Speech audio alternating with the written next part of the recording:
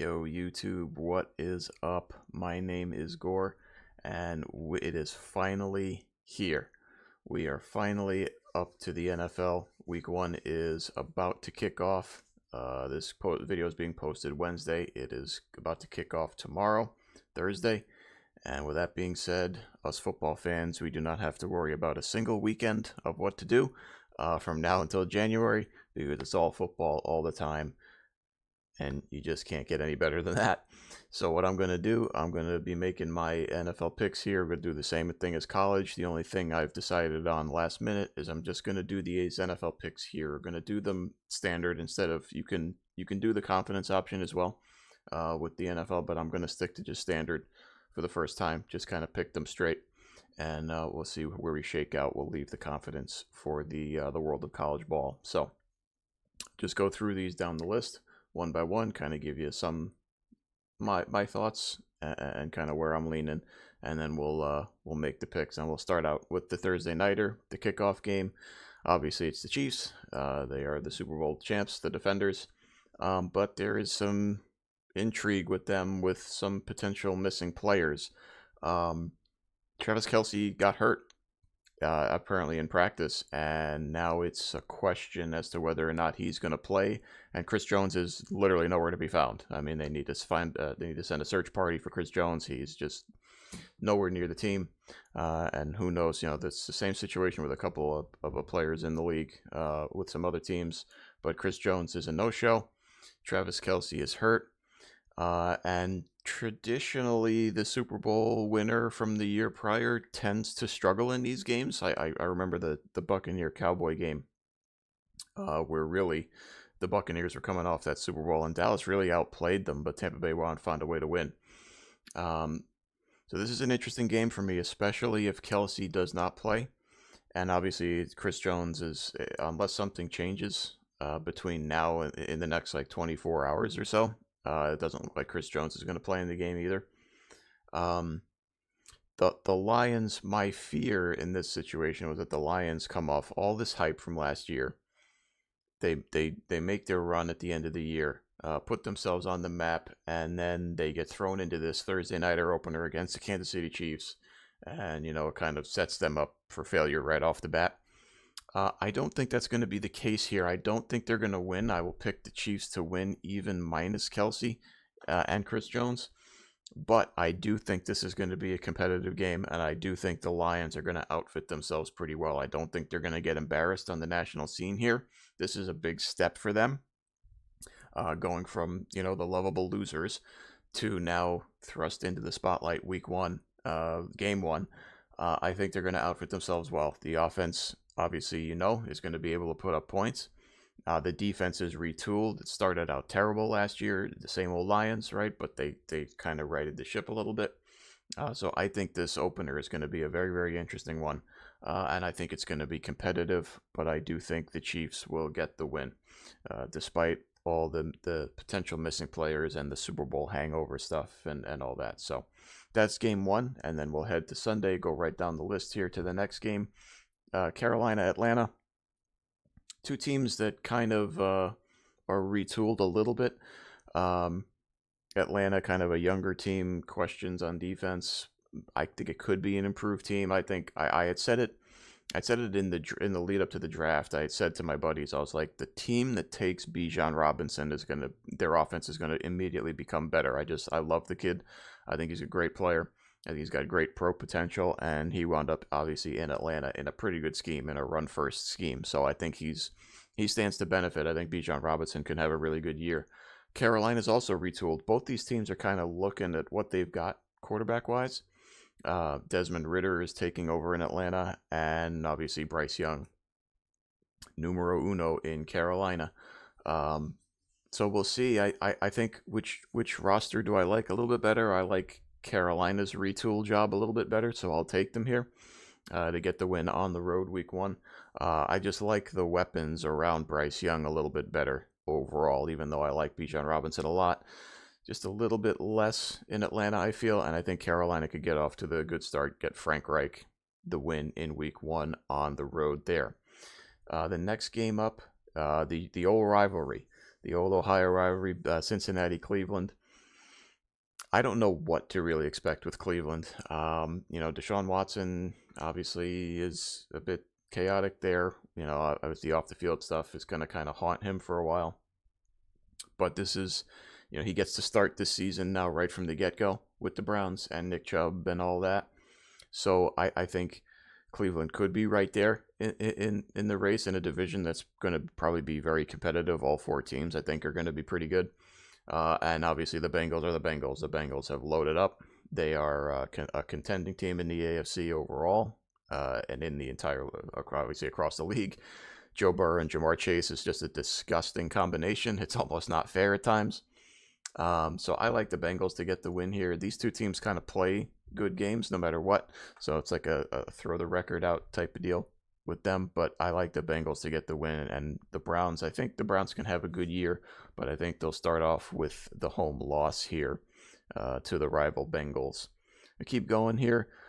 The Colts, I mean, one of the other things I said to my buddies for the draft is that the team that drafted Anthony Richardson they were gonna, in essence, the GM was gonna get himself fired. I don't believe in Anthony Richardson at all. I think he's a complete project. It may turn out, but I think he's an absolute project in year one, at best. And when you throw the Jonathan Taylor situation into the mix, I don't see it with the Colts. I'm going to take the Jaguars, the up-and-coming Jaguars, the young Jags. Calvin Ridley joins the fray now. Forget if you put aside his off the field, the gambling stuff. The Jaguars are a pretty good team, pretty good-looking team. If they can continue to build, and they obviously have a head coach this time around, it's no more of the bullshit from Urban Meyer. Doug Peterson's established. All right, took them to the playoffs, albeit in a weak division. But if the Jaguars can take another step, I think it'll be another good season for them. So I like the Jags here in this one. This next game, I'm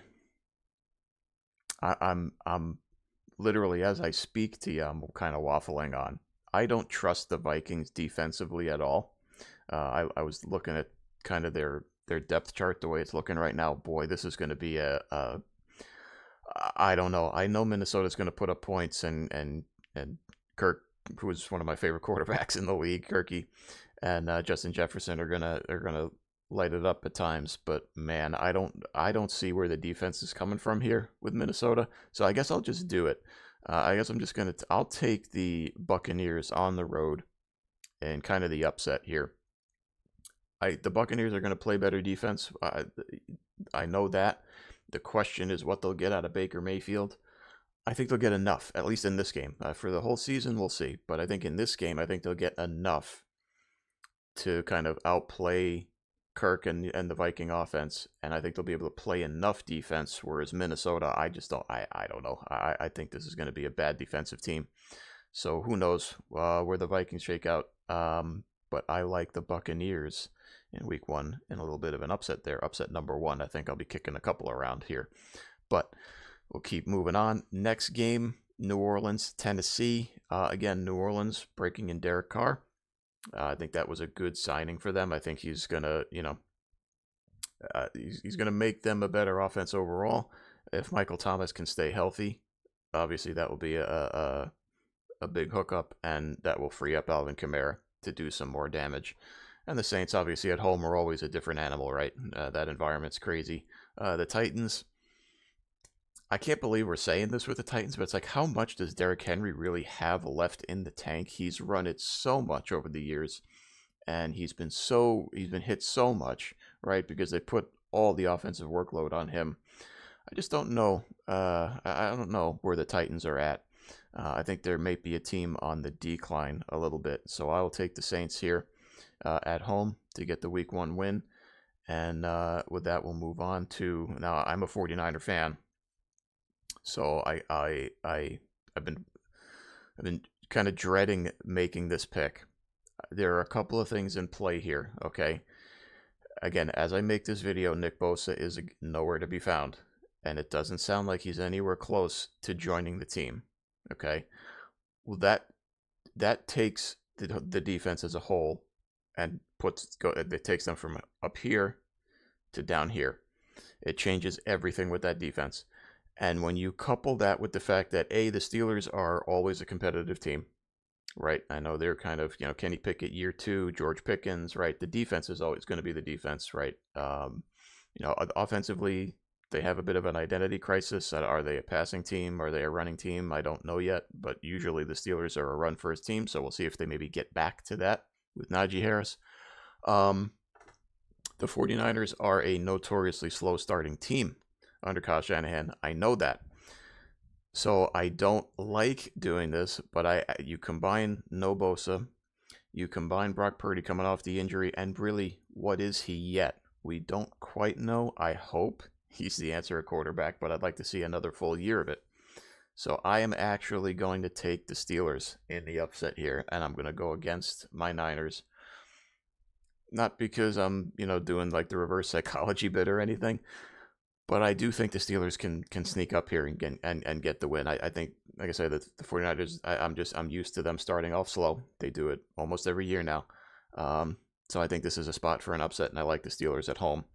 The next game, I'm not going to spend too much time on because honestly, I've never seen a team in the NFL try to tank as hard as the Cardinals are tanking. I mean, this is an outright like NBA 76ers style tank job that the Cardinals are doing. Just offload everybody, bring in a coach who may not even last more than a year this year, and make sure we get that number one pick. That's where they're at, so it's not going to be a pretty year for the Cardinals. I'm going to take Washington. Um, Sam Howell, we'll see. They put their trust in him early, Ron Rivera, so they must see something, but we'll see how it plays out on the field. I think the offense has a chance. If Howell plays well, the offense has a chance with Eric Bieniemy to be pretty damn good.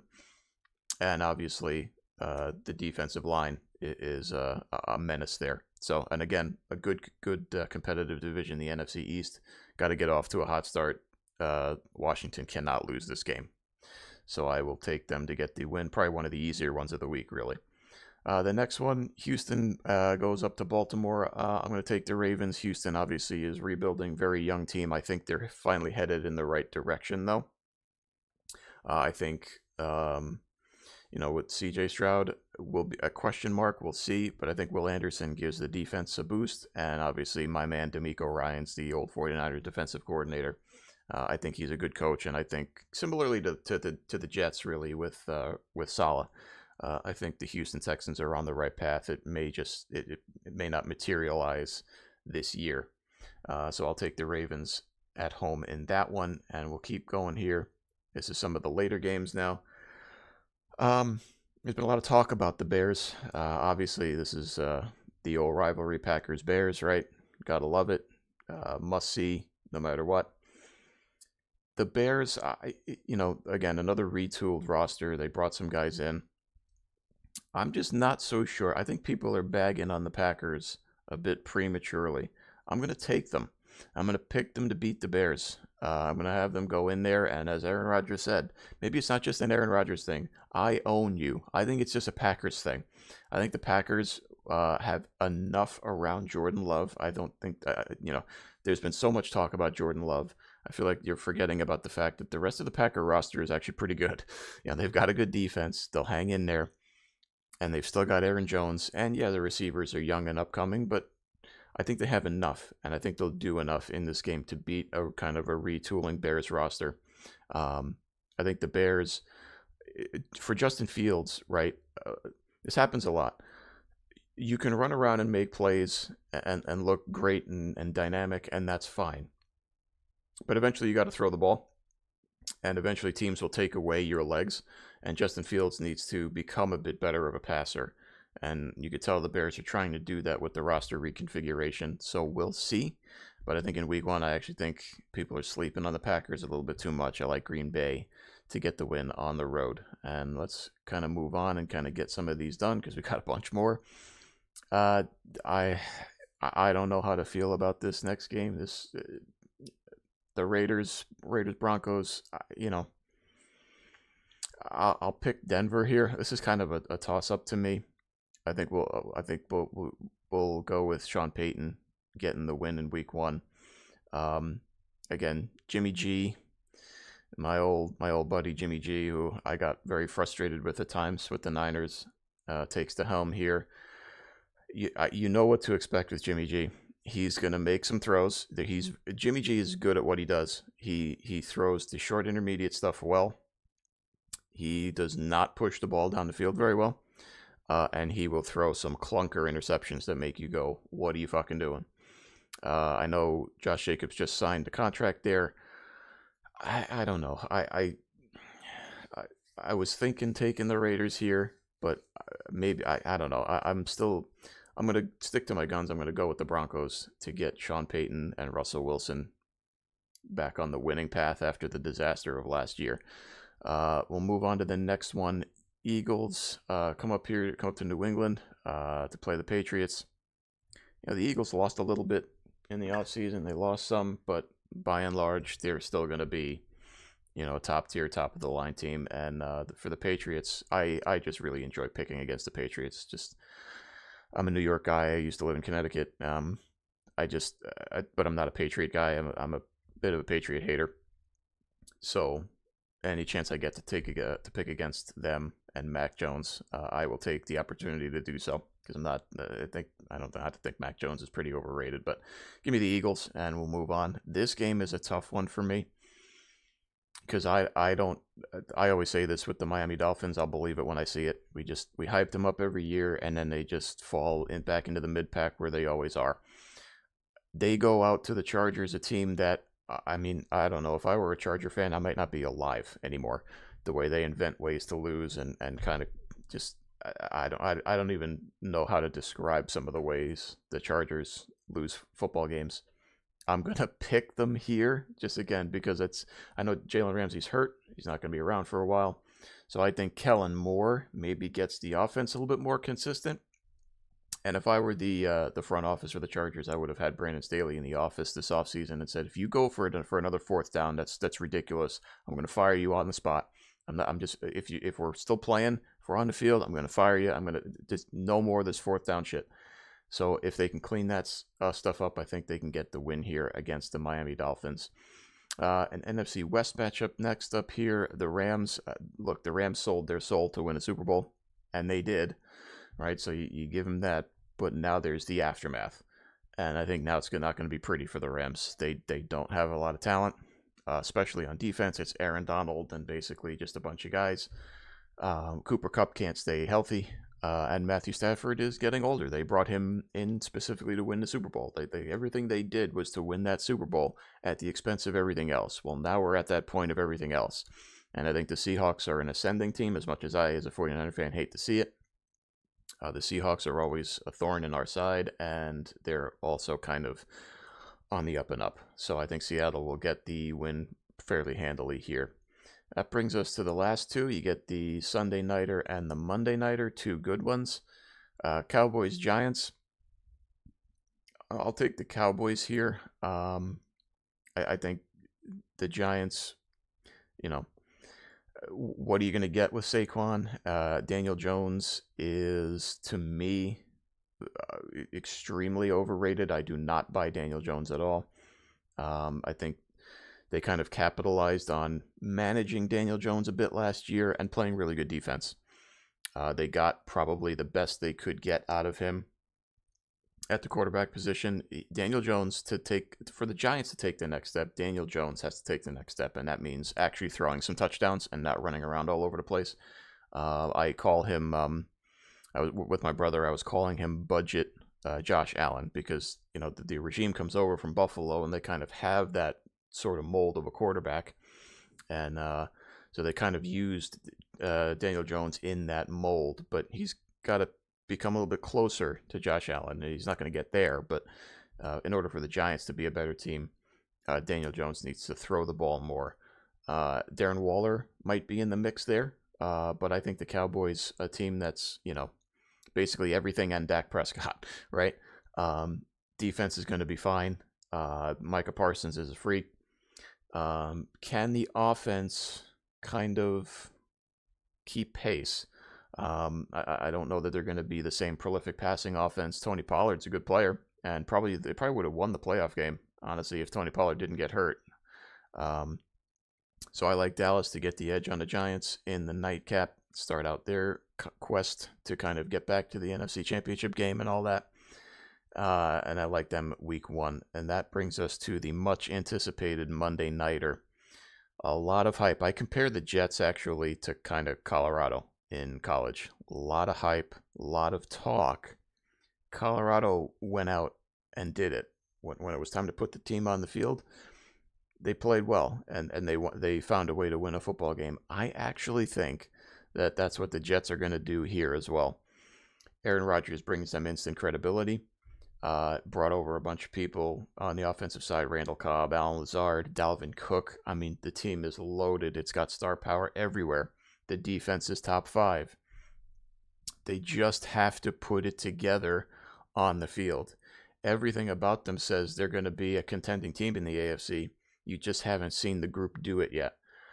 I think they're going to do it here. I don't think the Bills are going to be hurting for success this year. I think they're going to be right there.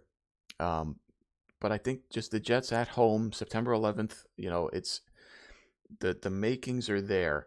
The Jets always play the Bills. Well, for the most part, they always play the Bills tough. They beat them last year. So they can do it with a roster that isn't as good as the Bills. And now you put Aaron Rodgers into the fold. And I think that's going to equate to a win for the Jets. And I know it's basically a 3-quarter split here with people going with the Bills, but I don't know. I just feel like it's Colorado. I believe the Jet hype, and I think they're going to get the win on Monday night and make their statement just like Colorado did. And I'll just put in a random number for the over under point total. And that is going to be it for week 1. That's a lot to digest, a lot to talk about, but the good thing is we're talking football again. And we'll be doing it each and every week on the channel. Let me know who you're picking. I want to know who you guys are picking. Maybe you have some other upsets. Maybe you agree or disagree. Let me know in the comments. Like the video, comment, subscribe, do all that sort of thing. And I will see you guys in the next one. Appreciate it.